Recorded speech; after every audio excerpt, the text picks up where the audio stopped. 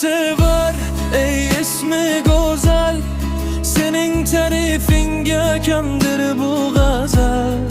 Bog'boni o'zing san ishq bog'larining gul sevar, sen o'zing dunyoda afzal. Qadamlari mayin misli kapalar, orzulari osmon, niyati halol.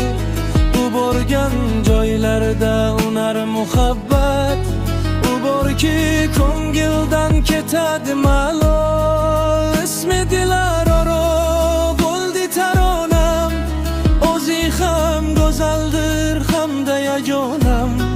Gullarning ishidan izlama uni, gullarning ishidan izlama uni. Gul sevar o'zi bir guldir jononam.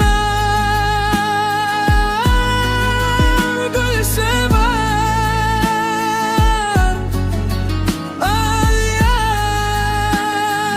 ay. Gul sevar ey ismi go'zal, sening ta'rifinga kamdir bu g'azal.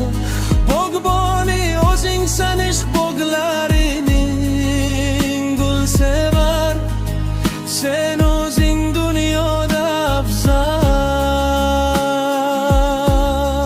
Eslatma, ushbu matnni xohlasangiz gitara hamrohligida sekin, xohlasangiz zamonaviy pop yo'nalishida sho'x qilib ijro etish mumkin.